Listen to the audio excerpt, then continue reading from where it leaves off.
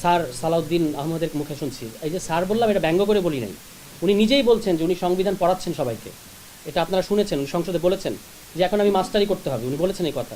কাজে ওনাকে তো স্যার বললে সমস্যা নেই, উনি আমাদের সবার স্যার। তো স্যার বলছেন সংসদ সার্বভৌম। আসলে সংসদ সার্বভৌম বলতে যেটা ওনারা বুঝাচ্ছেন এটা হচ্ছে এই জিনিস, যে শিরোনামটা আমরা ঠিক করেছি, এটা হলো সংসদীয় স্বৈরতন্ত্র। কীরকম স্বৈরতন্ত্র এটা? তারা কিন্তু বলছেন যে আমাদেরকে জনগণ ভোট দিয়েছে, যেটা আমাদের জাভেদ নাসিম বলে গেলেন, আমাদের জনগণ সার্বভৌম, জনগণ আমাদেরকে ভোট দিয়েছে, কাজে আমরা সার্বভৌম। মানুষ গরু খায়, গরু ঘাস খায়, কাজে মানুষ ঘাস খায়, ওই ধরনের যুক্তি আর কি। এখন এটা কীভাবে হচ্ছে? ওনারা সংসদীয় বিশেষ কমিটি করেছেন অধ্যাদেশগুলো রিভিউ করার জন্য, এবং সেই কমিটিতে সালাউদ্দিন আহমদী ডিফেক্টো প্রধান, তিনি সিদ্ধান্ত নিচ্ছেন কোন অধ্যাদেশ থাকবে, কোন অধ্যাদেশ থাকবে না। এবং পরবর্তীতে ওনাদের সংসদীয় যে দল, সেই দলের মিটিংয়ে স্কুলিং করানো হচ্ছে সংসদ সদস্যদেরকে যে আপনাদেরকে এই অবস্থান নিতে হবে, অর্থাৎ কণ্ঠভোটে হ্যাঁ বলুন না বলুন, হ্যাঁ বলুন না বলুন। অর্থাৎ আপনারা দেখেছেন ওই যে মনিরা শারমিন যে অধ্যাদেশটার কথা তুলেছেন, সরকারি কর্মচারী কর্মকর্তা কর্মচারীদের যে শৃঙ্খলার যে অধ্যাদেশ, এই অধ্যাদেশটা আমি পড়ছিলাম, আমার খুব মজা লাগছিল। 3 মিনিটে পার্লামেন্টে 3 মিনিটে পাশ হয়েছে, মাত্র 3 মিনিটে। আপনারা কি অধ্যাদেশের পক্ষে হ্যাঁ বলুন? হ্যাঁ, হাত তুলেছে সবাই, এভাবে, এর বেশি কিন্তু কিছু না। আচ্ছা দেখেন, এই যে নওশাদ জামিল, একজন অত্যন্ত লার্নেড এবং আমি বলবো যে যোগ্য সংসদ সদস্য, তিনি ওই মানবাধিকার কমিশন সহ গুম কমিশন যেগুলো বাতিল করে দিচ্ছে বিএনপি, তার সরকার, তার দল, সেটার বিরুদ্ধে নোট অফ ডিসেন্ট দিয়েছেন, এবং একটা লম্বা ফিরিস্তি আমরা তার পড়েছি, এক্সেলেন্ট রাইট আপ, কোনো সন্দেহ নাই। আমি আপনাদের সামনে আমরা আপনাদেরকে সাক্ষী রেখে প্রশ্ন করছি, এই একই নওশাদ জামিল দলের সিদ্ধান্তের বিরুদ্ধে পার্লামেন্টে না বলতে পারবেন কিনা? পারবেন না, কারণ আর্টিকেল 70।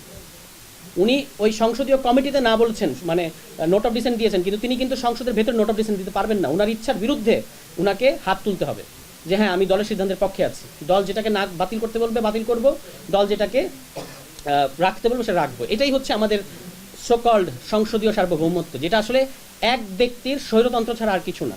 এখন সে এক ব্যক্তিটাকে নিন্দুকেরা, আমার কথা না, নিন্দুকেরা নানা ধরনের গুঞ্জন করতেছে যে সে এক ব্যক্তিটাকে।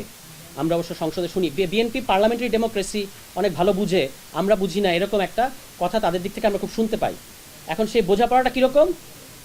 সংসদে সংসদ নেতাকে উপস্থিত রেখে আরেকজন সংসদ সদস্য তিনি বলছেন যে ইয়েস, আমি মাননীয় সংসদ সদস্যের পক্ষে, সংসদ নেতার পক্ষে বলবো। এটা উনি দম্ভের সাথে বলছেন।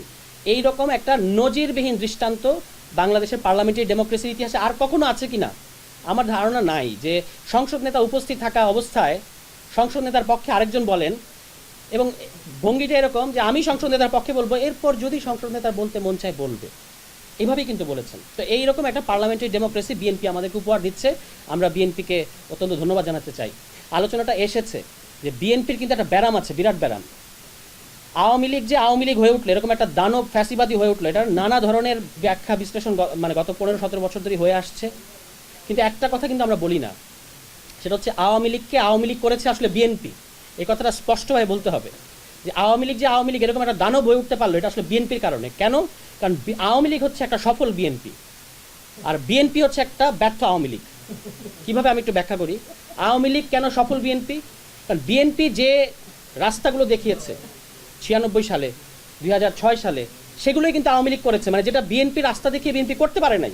যেমন ধরেন 96 সালে তারা দলীয় সরকার অধীনে নির্বাচন করলো, 12 দিন টিকতে পারলো না। 2006 সালের ওই যে বিচারপতির বয়স বাড়ানো নিয়ে তত্ত্বাবধায়ক সরকার ম্যানিপুলেশন করা, সেটাও লগি বৈঠা ডেকে আনলো বাংলাদেশে, এবং আওয়ামী লীগের 17 বছর ফ্যাসিবাদ ডেকে আনলো। মানে বিএনপি ক্ষমতাটা কুক্ষিগত করতে চায় কিন্তু পারে না। আর আওয়ামী লীগ ওই দেখানো রাস্তায়, ওই যে আওয়ামী লীগ 2008 সালে ক্ষমতায় এসে ঠিকই তত্ত্বাবধায়ক বাতিল করে দিল, আউটরাইট বাতিল করে দিল, কোনো সমস্যা হয় না আওয়ামী লীগের। সারা দেশের মানে তখন সিভিল সোসাইটি এটাকে সমর্থন জানিয়েছে। ফলে এই কারণে আমি বলছি যে আওয়ামী লীগ হচ্ছে একটি সফল বিএনপি।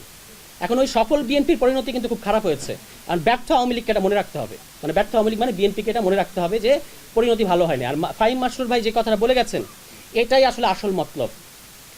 যে অধ্যাদেশগুলো তারা বাতিল করে দিচ্ছে, এর পেছনে আসল মতলব হচ্ছে 2030 সালের নির্বাচন। তারা আবারও ওই ক্ষমতা হস্তান্তরের মুহূর্তে একটা বড়সড় ঝামেলা পাকাবে, এটাই হচ্ছে বিএনপির পরিকল্পনা, এবং সেজন্যই তারা এখন রাস্তা ক্লিয়ার করছে।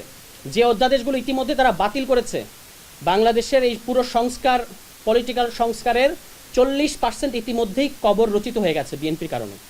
মানে ওই যে মানবাধিকার অধ্যাদেশ, এটা কিন্তু এই যে গুম, দুদক, তারপরে আপনার জুলাই দায় মুক্তির অধ্যাদেশ, এগুলো সবগুলোর মাদার ল। মানে মানবাধিকার অধ্যাদেশ যদি না থাকে এগুলো একটাও থাকবে না। জুলাই অধ্যাদেশ নিয়ে আপনাদের একটা কথা বলি, আমরা বিএনপিকে সাধুবাদ জানিয়েছি, অনেকেই খুশি হয়েছে বা অনেকে আসলে হয়তো স্বস্তি পেয়েছে যে জুলাই দায় মুক্তিটা অন্তত বিএনপি দিয়েছে। কিন্তু সেখানেও তারা একটা খুবই সূক্ষ্ম মানে ঝামেলা করে রেখেছে। সেটা কি, ওখানে জুলাই দায় মুক্তির অধ্যাদেশে বলা আছে যে পুলিশের সাথে জুলাই মাসে যে এনকাউন্টার, সেটা আসলে দুইভাবে বিভক্ত। একটা হচ্ছে রাজনৈতিক প্রতিরোধ এবং আরেকটা হচ্ছে সাধারণ ফৌজদারি অপরাধ। যদি মানবাধিকারের নতুন অধ্যাদেশটা পাশ হতো তাহলে কোনটা সাধারণ অপরাধ আর কোনটা রাজনৈতিক প্রতিরোধ এটা ঠিক করতো এই স্বাধীন মানবাধিকার কমিশন। কিন্তু সেই মানবাধিকার অধ্যাদেশটা যখন বাতিল করে দেওয়া হচ্ছে, দ্যাট মিনস হচ্ছে পুরনো 2009 সালের মানবাধিকার আইনটা আবার ফেরত আসছে। সেই আইনে বলা আছে যে যদি কোনো ঘটনার সাথে আইন শৃঙ্খলা বাহিনী জড়িত থাকে, সেই ঘটনার তদন্ত বা ব্যবস্থা মানবাধিকার কমিশন নিতে পারবে না। তাহলে কে নেবে? যার বিরুদ্ধে অভিযোগ সেই নেবে, পুলিশ। অর্থাৎ সামনে যদি রাজনৈতিক বিবেচনায় বিএনপি সরকারের মনে হয় এবং পুলিশের মনে হয় যে, কারণ তারাই ঠিক করবে কোনটা রাজনৈতিক প্রতিরোধ এবং কোনটা আপনার ওই সাধারণ অপরাধ, ফলে যদি কাউকে তারা নাজেহাল করতে চায় বিরোধী মতকে, এই ধারাটা দিয়ে তারা নাজেহাল করতে পারবে। সেই সূক্ষ্ম ফাঁকটা কিন্তু এমনকি যে অধ্যাদেশটাকে তারা গ্রহণ করছে সেখানেও রেখে দিচ্ছে, আর যেগুলো বাতিল করছে সেগুলোর কথা তো বলাই বাহুল্য। ফলে আমাদের একটু খেয়াল রাখতে হবে যে তারা দায় মুক্তি দিচ্ছে, কিন্তু এটাতে আমাদের স্বস্তি পাওয়ার কোনো কারণ নাই। এখানে একটা ফাঁক তারা রেখে দিয়েছে। এখন আমরা আসলে ভাবতে পারি না যে এত দ্রুত যে আমাদের যে অর্জন, সে অর্জন নিয়ে আবার কথা বলতে হবে আজ, এবং সেটা আবার দাবি জানাতে হবে। এটা আমরা ভাবতে পারি না, কিন্তু আমাদেরকে করতে হচ্ছে। আজকের শিরোনাম যদি আপনারা খেয়াল করেন, আমরা খুব খুব পরিকল্পিতভাবে জুলাই সনদ এখানে রাখি নাই। কেন রাখি নাই? কারণ বিভিন্ন প্রোগ্রামে আমরা যাচ্ছি, বিএনপি সংশ্লিষ্ট লোকদের সাথে দেখা হচ্ছে, তাদের সবার হাতে হাতে জুলাই সনদ। মানে কি এক বাংলাদেশে আসলাম, এখন বিএনপি সবচেয়ে বেশি জুলাই সনদের মানে আপহোল্ডার হয়ে গেছে। দেখি যে তাদের সবার হাতে জুলাই সনদ। ঘটনা কি? কারণ তারা আসলে গণভোট বাস্তবায়ন করবে না, তারা আসলে অধ্যাদেশ বাতিল করে দেবে, এই জন্য তারা জুলাই সনদের এটা দেখায়।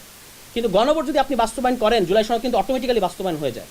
এই জন্য আমরা আর জুলাই সনদ বাস্তবায়ন করেন এই দাবি করি না। আপনি গণভোটকে ডেকে দিতে চাচ্ছেন। আচ্ছা, বিএনপি বলছে ওই কুইনাইন নাকি খাওয়ানো হয়েছে, আপনারা শুনছেন না স্যারের মুখে, মানে স্যার সালাউদ্দিন আমাদের মুখে, যে আমাদেরকে কুইনাইন খাওয়াইছেন আপনারা, বলেছেন না? আরে ভাই, এমন জ্বর আসছিল, কুইনাইন না খাওয়া উপায় কি? এখন জ্বর সেরে গেছে, আপনি ভুলে গেছেন যে কুইনাইনটা কেন খাওয়াইতে হয়েছিল। আপনিও তখন কুইনাইনের পক্ষেই ছিলেন। এবং এই যে এখন গণভোটটাকে তারা বাতিল করে দিতে চাচ্ছে বা গণভোট তারা মানবে না, গণভোট অধ্যাদেশটা, আমরা কিন্তু গণভোট অধ্যাদেশ নিয়ে কথাই বলতেছি না, যে গণভোট অধ্যাদেশ তারা বাতিল করে দিচ্ছে। এই গণভোট অধ্যাদেশ বাতিল করে দেওয়ার মাধ্যমে আসলে গণভোটকেই তারা বাতিল করে দিচ্ছে। এবং জুলাই সনদ এখন তারা বলছে অক্ষর অক্ষরে বাস্তবায়ন করবে, কিন্তু ইতিমধ্যেই জুলাই সনদকেও তারা ভায়োলেট করা শুরু করেছে, যার একটা প্রমাণ হচ্ছে সুপ্রিম কোর্ট সচিবালয়। এটার ব্যাপারে তাদের কোনো নোটিফিকেশন ছিল না, তো তারা এটা বাস্তবায়ন করবে না, মানে অলরেডি করে নেই, অধ্যাদেশ বাতিল করে দিয়েছে। তারা পুলিশ কমিশন, যেটার কথা মনিরা শারমিন বলেছেন, সেই পুলিশ কমিশনের ওই আইজিপির যে সুপারিশ করার বিধান ছিল সেটাকেও তারা বাতিল করে দিয়েছে। মানে যেটা অন্তর্বর্তী সরকারের আমলে প্রণীত হয়েছিল যে পুলিশ অধ্যাদেশটা, সেটা ইতিমধ্যেই অত্যন্ত দুর্বল একটা অধ্যাদেশ ছিল। সেই দুর্বল অধ্যাদেশকে তারা জাস্ট ওটা রাখবে না, এই কারণে তারা এইটুকুকে ওই আইজিপির নিয়োগের যে সুপারিশ সেটাকে বাতিল করে দিয়ে এখন হচ্ছে আপনার পুরো কর্তৃত্ব, মানে একজন দলদাস আইজিপি বসাবে, এটাই তাদের নিয়ত। এবং এটার প্রমাণটা তারা কোথায় রাখছে? একেবারে সিলি ক্রিকেটের মতো একটা বিষয়, যেখানে বিসিবি, সেখানে তাদের স্থায়ী কমিটির 3 জন হেভিওয়েট নেতার পুত্রকে বসাতে হচ্ছে তাদের। This is BNP. এবং আমি দাবি জানিয়েছি, যেহেতু আপনারা বিসিবিকে পিসিবি বানিয়ে ফেলেছেন, মানে পারিবারিক ক্রিকেট বোর্ড, স্থায়ী কমিটির বাকি যারা মেম্বার আছেন তাদের ছেলে মেয়েদেরকে কেন বঞ্চিত করছেন? তাদেরকেও দেন, তাদেরকেও ওই পিসিবি দিয়ে একটা একাদশ করে ফেলেন। এটাই হচ্ছে, হ্যাঁ, তাদের সাথে বৈষম্য হচ্ছে, যাদেরকে আপনারা দিলেন না। মানে স্থায়ী কমিটি যে সকল মেম্বারদের ছেলেমেয়েরা জায়গা পেল না, তাদের সাথে বৈষম্য করা হচ্ছে। আমি তাদের হয়ে বলছি যে আপনারা বাকিদেরকেও এখানে দেন। এবং হ্যাঁ, এইখানে আবার এই যে একজনকে রেখেছে, আপনারা দেখেন, আমাদের অনেক প্রিয় রাসনা ইমাম আপা, তাকে কিন্তু এখন ববি হাজ্জাজের স্ত্রী হয়ে যেতে হয়েছে। মানে উনি ববি হাজ্জাজের স্ত্রী ডেফিনেটলি, কিন্তু এটা কিন্তু ওনার সামাজিক পরিচয় না। উনি একজন ব্যারিস্টার, উনি একজন আইন বিশেষজ্ঞ। এখন এই বিএনপির খপ্পরে পড়ে, মানে মানুষ ওই যে বলে না যে মানুষ বিপদ কেটে গেলে বিএনপি হয়ে যায়, এখন উনারা যে বিএনপির খপ্পরে পড়ছেন, এই বিএনপির খপ্পরে পড়ার কারণে উনার যে এতদিনকার প্রফেশনাল লাইফ, উনার যে এতদিনকার সামাজিক লাইফ, উনার যে সামাজিক মর্যাদা, সমস্ত কিছু এখন ববি হাজ্জাজের স্ত্রী হয়ে গেছে। এবং উনি এটা কেন মেনে নিয়েছেন আমি খুবই আশ্চর্য হয়েছি। আমি রাসনা ইমামের প্রতি আহ্বান জানাবো যে আপনি এই অপমানটা মেনে নিয়েন না, আপনি ওখান থেকে বের হয়ে আসেন। কারণ ওখানে আপনাকে ববি হাজ্জাজের স্ত্রী কোটায় রাখা হয়েছে, এটা আপনার জায়গা না, আপনি ক্রিকেট সংশ্লিষ্ট ব্যক্তি না। আপনার আরও বিএনপি যদি আপনার মর্যাদা বুঝতো, তাহলে আপনাকে আরও গুরুত্বপূর্ণ জায়গায় দিত, যেটা আপনি ডিজার্ভ করেন। কিন্তু আপনাকে রেখেছে কোথায়? ওই যে নারী হিসেবে নারী কোটা দেখাবে যে হ্যাঁ আমরা একজন নারীকেও রেখেছি, সেই জন্য তারা আসলে বিসিবির ওই পরিচালনা কমিটির সদস্য হিসেবে আপনাকে আসলে এর মধ্য দিয়ে আপনার মর্যাদাকে তারা ভুলুণ্ঠিত করছে। এটা রাষ্ট্রীয় মা বাবা বুঝবেন না, এটা আমরা বিশ্বাস করতে চাই না। ফলে তার প্রতি আমাদের আহ্বান থাকবে যে আপনি এটা থেকে বের হয়ে আসেন যদি আপনার আত্মমর্যাদা থাকে।